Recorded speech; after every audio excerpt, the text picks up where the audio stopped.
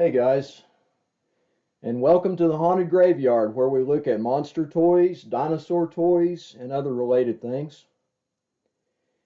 And I've got before you here some Distinctive Dummies action figures. These are the 12-inch ones of characters from Hammer and Amicus horror movies. Plus that Dracula there in the back that hasn't been opened, and I'll show it to you after I do the Distinctive Dummies. That one's by a company called Product Enterprise from 2004. I don't exactly remember the years that, I ordered all of these when they were new.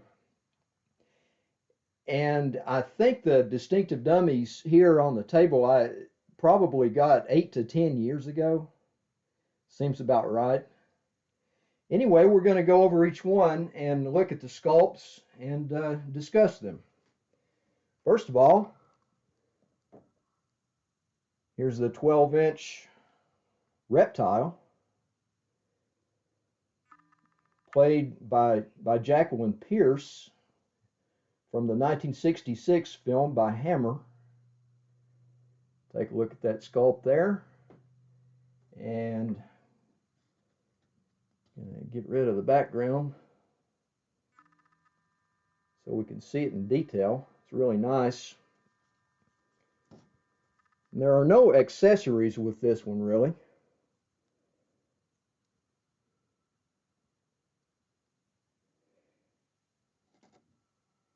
It looks true to the film, you know. It's a nice likeness, and the movie's good. If you haven't seen it yet, check it out. You can see a lot of these old Hammers and Amicus films for free on the internet, either on YouTube or, you know, some places like Tubi and Pluto and different places like that. So anyway, that's Jacqueline Pierce from the Reptile. We're going to lay her down there. Now these, I'll be honest, they're not meant to be played with. They're meant to be displayed and looked at and admired and all that. But in some cases, they don't stand, you know, really well. So you have to be kind of careful with them. I've got to move back on the table here so that in case there is a mishap, they'll at least just fall on the table. Now here is the box, the Roy Ashton collection.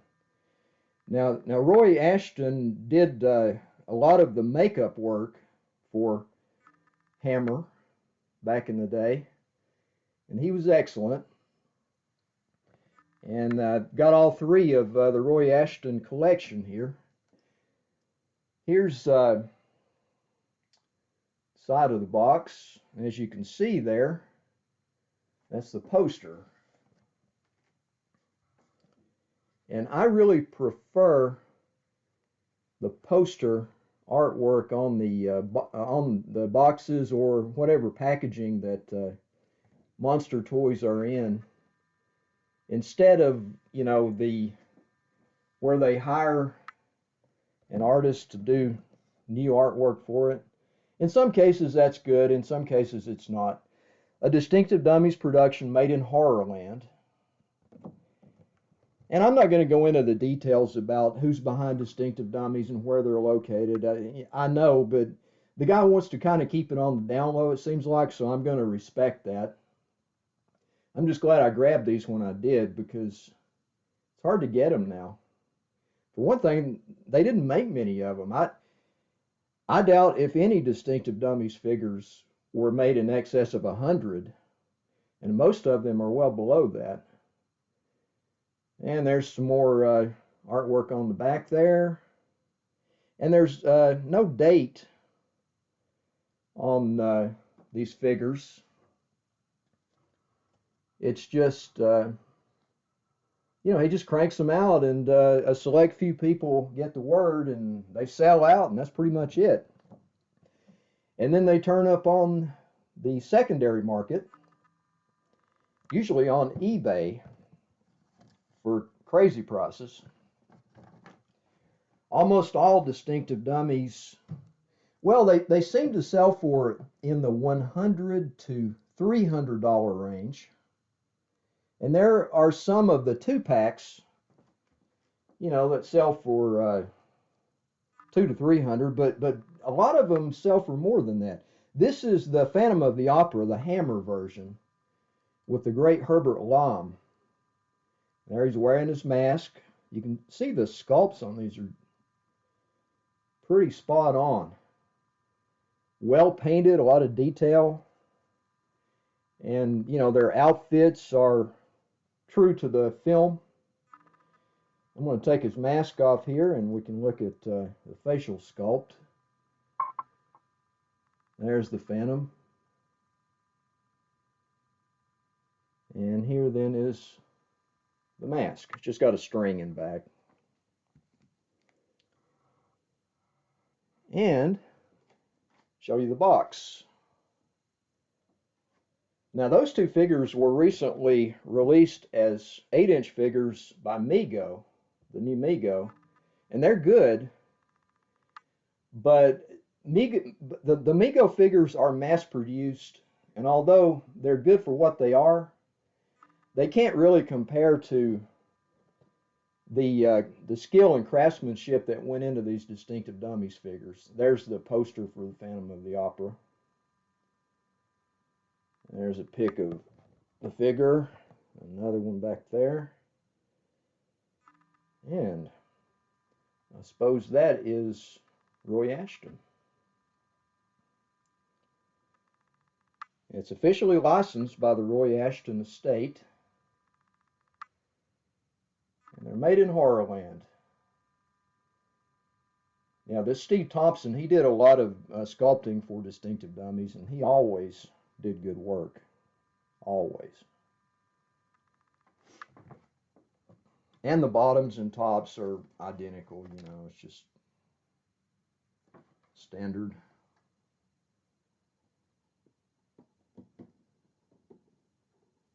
And if I nudge something over here, don't be surprised. I'm trying to be careful, but everything is arranged here.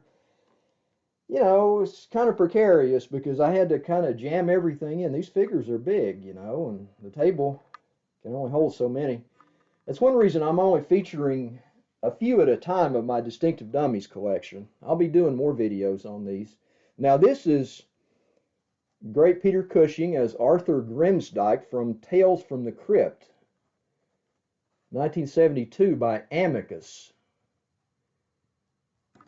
And the reason I'm featuring the Hammer horror and the Amicus horror together is because they're so alike. Pretty much the same people worked on them, acted in them, directed them. The Amicus had discovered their niche early on with a film that I'm getting ready to show you the figure of here soon, called Dr. Terror's House of Horrors, and they started specializing in anthology horror. And they usually had a wrap around story that kind of tied the different stories together. Look at that. Look at Arthur Grimsdyke there, man. Rose from the dead to get revenge on a couple of creeps that ended up pushing him to the point where he took his own life. And of course that is from the great EC story, I mean, that whole movie, Tales from the Crypt, is based on EC stories. Everybody into classic horror loves EC. Here's the heart that he ripped out of the younger creep. And his father got to witness the aftermath of this. It was on Valentine's Day. And take a look at the box. Roy Ashton again, Arthur Grimsdyke, 1/6 scale figure. Les Horreurs de la Crypte. So, it's French, I guess. Don't speak French, but I've seen enough Euro horror to recognize certain things anyway. It's pretty basic. Joan Collins, was in the movie, and of course, the great Peter Cushing. Joan Collins was not in this segment of the movie. She was in the Christmas Story segment, which is pretty cool. And the back of the box.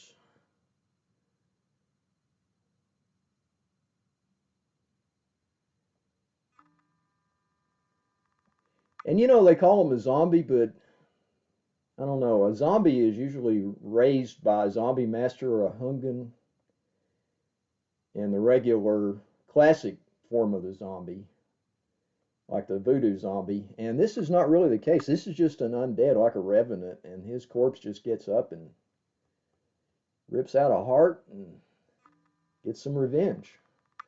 Now, here is what was on the note. The old man was reading a note covered in blood, and it was written in blood. You were mean and cruel right from the start. Now you really have no heart. And it didn't say heart. It just, instead of saying heart, it had the heart that was wrapped up in the lower part of the note, which was really cool. You know, the EC stories were all about the revenge, the monsters and the revenge. Some reprehensible creep would do something awful to somebody, and they'd get their comeuppance. And we loved every minute of it.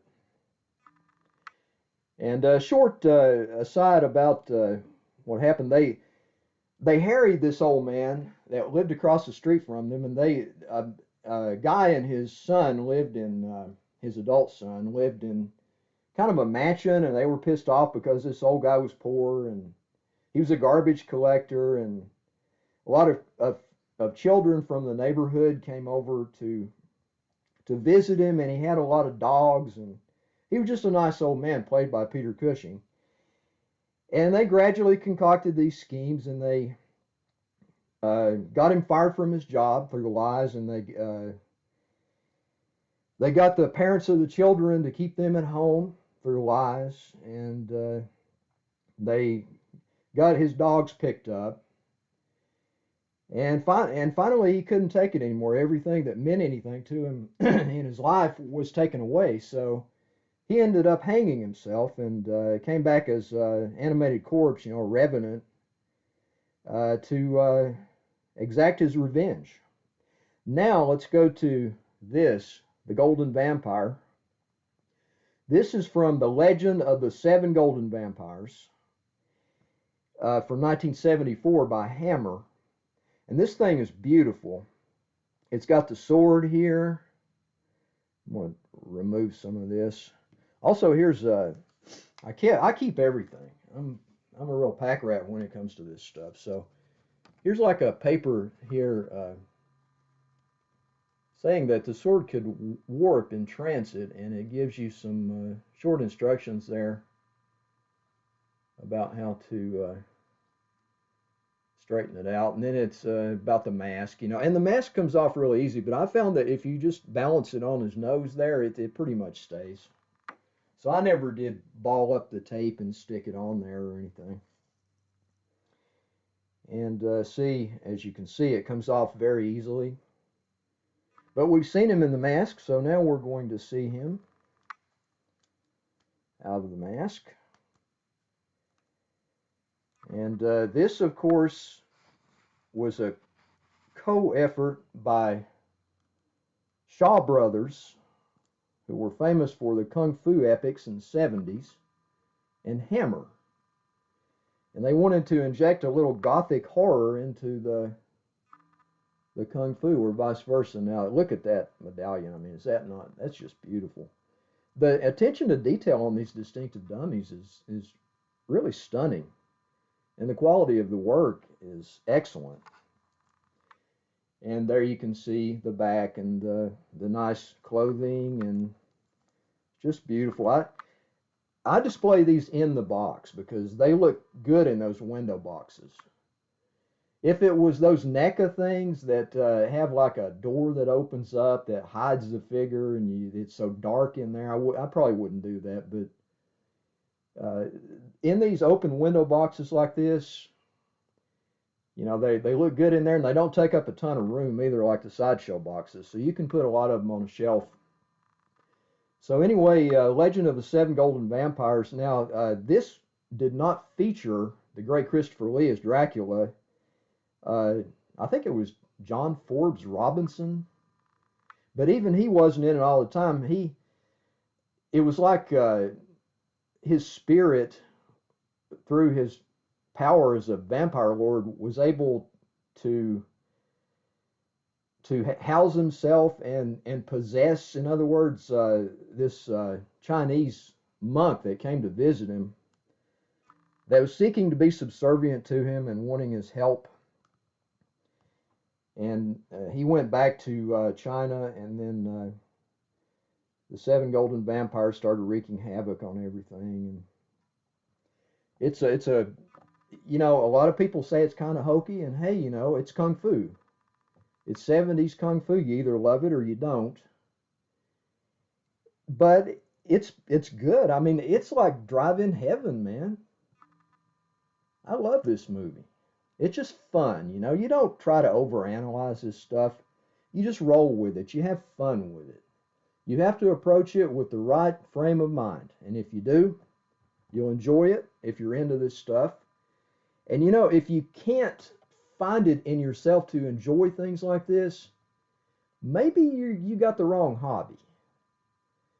Because a lot of this with toys and monster items and monster mags and comic books and monster movies and all the whole deal revolves around our ability to suspend disbelief, and you got to turn on the you know, the 9-year-old in your brain. It's still there.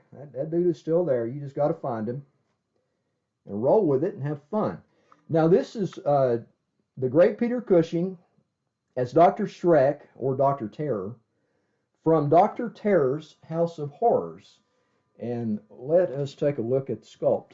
I do believe the hat is sculpted onto the head. It does not, it certainly looks that way, and I'm not going to try to muscle it or anything. That's the one thing you don't do with these figures. You don't try to muscle anything. If it don't move easy, don't fool with it. And we'll look at the back there. He's got his fabulous cloak and his scarf and hat and all. And yeah, there's a few little strings, you know, that, I mean, I could clip those. I mean, you could dote over these things all day doing little things to them, but eventually I just wanted to get to this and shoot this video. So, this is like the first of the Amicus anthologies that I believe came out in 1965. And this Dr. Schreck guy was on a train, and he was the wraparound segment for the movie. And he had some tarot cards, and he offered to tell fortunes for these guys that were in his train section there, in that little car there. And, you know, each one was a separate horror story. Now, here is the set of tarot cards that came with it. I haven't taken these out. I don't want to take a chance on losing any of them. But, hey, looks like a real tarot deck. It's just, you know, to scale. That's pretty cool. Let me force the camera to focus on that. Or try to get it to. So, I mean, those look great, man. That came with the figure. And there's his glasses. I'm not going to take those out. Those are fine just where they are. The main thing is they're safe where they are. I don't want to take a chance on losing something that small. Anyway, it's a great movie. If you get a chance, watch it. I think you can probably watch it for free. You know, check YouTube or Tubi or whatever. Now, the last one of these Distinctive Dummies figures we're going to look at. This is Christopher Lee as Duc de Richleau from The Devil Rides Out, 1968.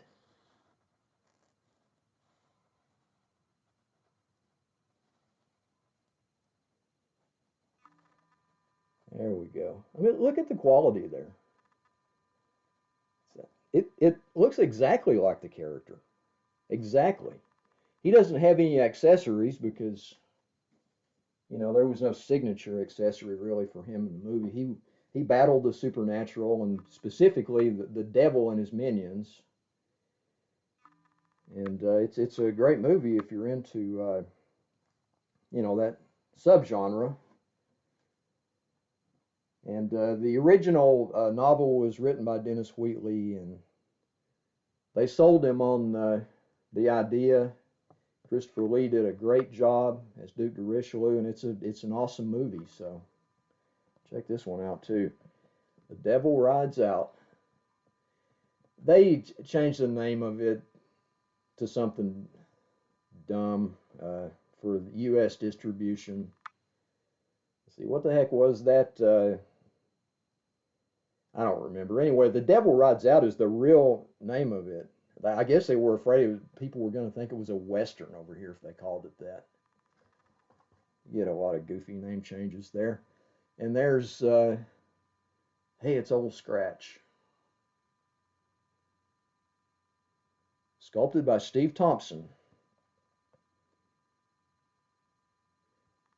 And it's a great film. It takes place in the 20s, and it's hard to beat. If you have not seen it, do so. You'll be doing yourself a favor. Duc de Richelieu from The Devil Rides Out. And now we're going to take a look at this figure here. Move this back so I can get this big box moved around in front of this here. Now this is the Dracula figure, the Hammer Dracula, made by Product Enterprise. This came out in 2004, and I'm going to show you the outside of the box first. Of course, it's got the big Hammer logo they were using then, which is pretty cool. I like that. And there's some info on the bottom, And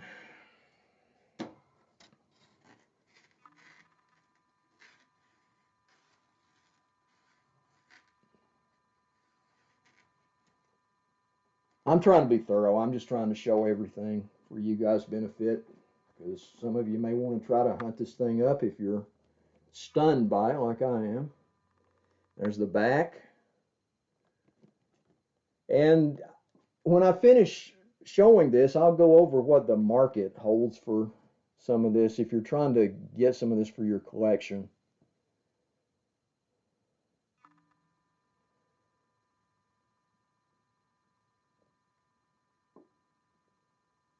And their Product Enterprise Limited, Hammer Films Classic Dracula. It doesn't say Christopher Lee anywhere on here. They would have had to pay extra for licensing rights. So they didn't want to go that route. They figured it was pretty much self-explanatory.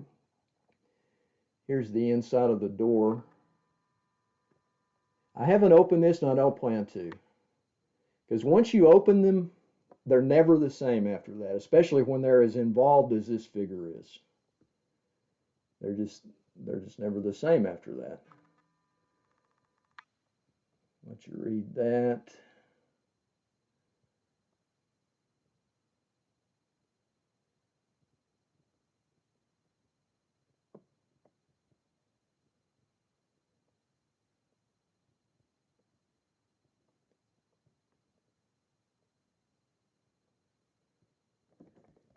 And there is the window so you can see the figure proper.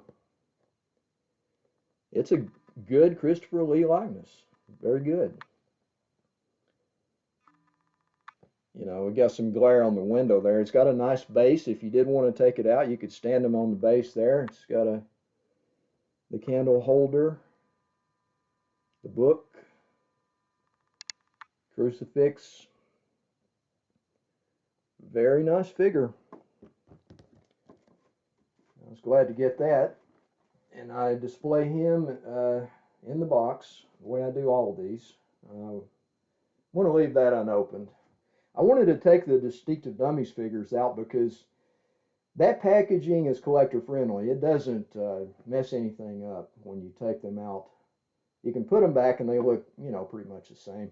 You pretty much have to take them out anyway because most of the Distinctive Dummies are wrapped in bubble wrap, at least around the head, so that nothing gets damaged or smeared or scuffed in shipping. It's always a struggle with these things with shipping. All right, I'm going to put them back in the boxes and let you see what they look like in the boxes.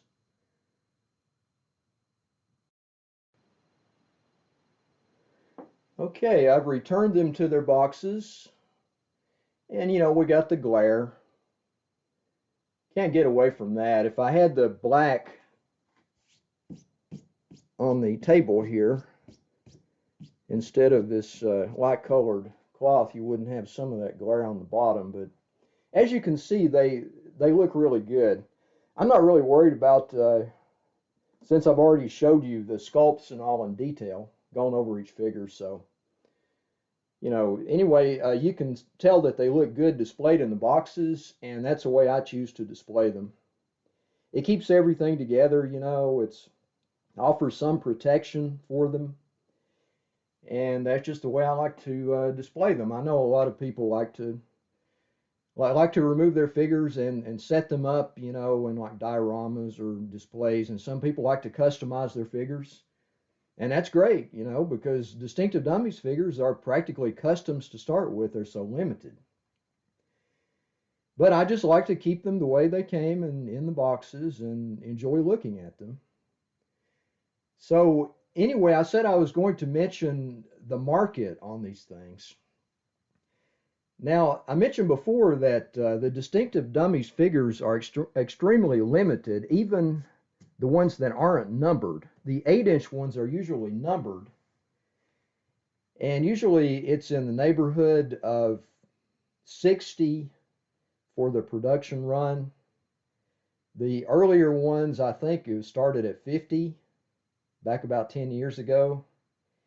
And I have a lot of those 8-inch Distinctive Dummies figures, and I'm going to be showing those in future videos. So if you guys are into this, anything monster, subscribe and check out my videos, because I got a lot of stuff to go over, and you might you'll enjoy watching them probably, and you may learn something that will help you complete your collections.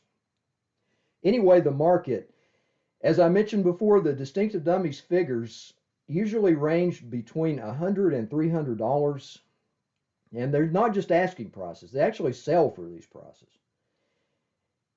And the only one that I saw on eBay, I checked a couple of days ago, the only one I saw on there currently, if it's still even there, is this Dr. Schreck from Dr. Terror's House of Horrors. And it was in nice condition, and the box was even signed by the guy that did the box artwork, Robert Aragon. And I believe they wanted like $645 or make offer. You could probably get it for $500, I guess. I don't know. Depends on how willing they are to sell it, how quickly they need to sell it. But if it were me, I'd just be patient, because these things eventually sell for a lot of money. If I were selling it, I'm not selling any of mine, so don't worry about anything like that. Just check eBay is the best thing you can do, unless you're on the list, and you can get notice and you can buy these things when they first come out. And the guy that does these, he hasn't made 12-inch figures in years. He almost exclusively does 8-inch figures now. I guess maybe the cost has become prohibitive on what you need for the 12-inch figures, and some of them have gotten really pricey in the aftermarket. So anyway, the prices vary quite a bit. The best thing you can do is have saved searches for the figures that you want, or just save for Distinctive Dummies. At any given time on eBay, there are about 4 pages of Distinctive Dummies figures. A lot of it are the newer figures from the newer properties that I'm not really into, so I haven't bought Distinctive Dummies figures in a long time. I'm more into the stuff from the 60s and 70s, those characters from that era of film. and some from the 80s. I mean, I have the Fulci zombie and different ones, from the 80s as well. But you can still get these. I mean, sometimes you have to wait for a while, and sometimes a certain figure. I mean, it will usually take months or years for somebody to put a certain figure up, and some of them may never come up because they made so few of them, and people don't want to let go of them. Now, as far as this Dracula here by Product Enterprise,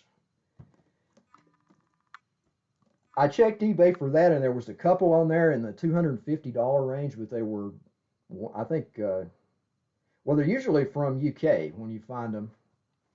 I think one was Australia, but anyway, the shipping, is really high from overseas.